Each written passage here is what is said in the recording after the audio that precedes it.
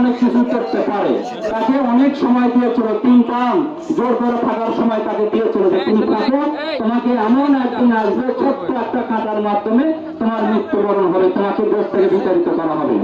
এই 17 বছরের অন্যায় অত্যাচার জুলুমের ফলে এই বাংলাদেশে দেশনেত্রী বেগম খালেদা জিয়ার প্রতি যে অন্যায় করা হয়েছিল, তার বিরুদ্ধে মিথ্যা মামলা দেওয়া হয়েছিল। 2 কোটি টাকার একটা মিথ্যা মামলা দিয়ে তাকে জেলখানায় বন্দী করা হলো, তাকে 10 বছরের জেল দেওয়া হলো।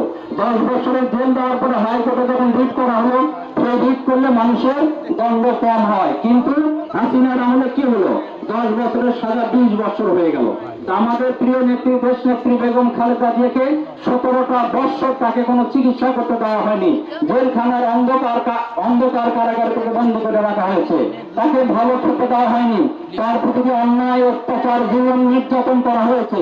বিনা চিকিৎসায় তিনি 17টি বছর মৃত্যুর সঙ্গে পাঙ্গা লড়ে শেষ পর্যন্ত দেশ যখন স্বাধীন হলো, মুক্ত হলো, তারপরে আমাদের নেত্রী আমাদের মাঠ থেকে হারিয়ে গেল। আমাদের নেত্রী শুধু আমাদের নেত্রী হারিয়ে যায়নি, উনি এমন একজন নারী, এরশাদের পিরিয়ডে 9 বছর আন্দোলন করলেন, আন্দোলন করে আমাদের 91 সালে আমাদের ভোটার অধিকার ফিরিয়ে আনলেন।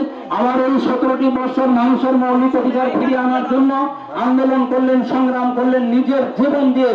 তারপরে উনি প্রমাণ করে দিলেন যে আমি বাংলাদেশের আপোষহীন নেত্রী, আমি অন্যায়ের সঙ্গে আপোষ করি না, আমি অন্যায়কে প্রশ্রয় দিই না, আমি মৃত্যুকেই উনি বেছে নিয়েছিলেন।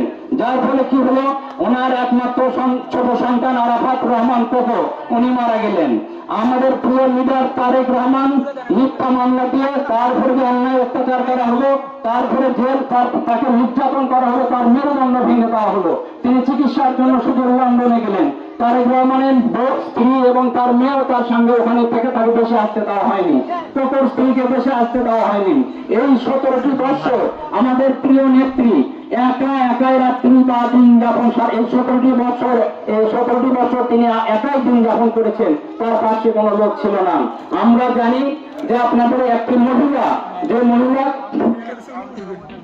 ফাতেমা নামে একটা মহিলা, সে নিজে কারাবরণ করেছে, দেশনেত্রী বেগম খালেদা জিয়ার সাথে নিজেও জেল খেটে তার সেবা যত্ন করেছে।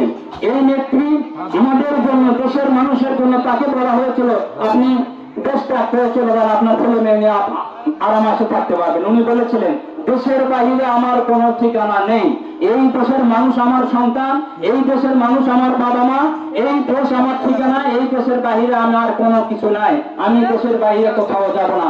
শেষ পর্যন্ত উনি যান নেই, কিন্তু আজকে আল্লাহর নির্মম নিষ্ঠুর পরিহাসে এই হায়না হাসিনা 40 বছর ক্ষমতায় থাকতে কিন্তু পারেনি। আল্লাহর একটা ইশারা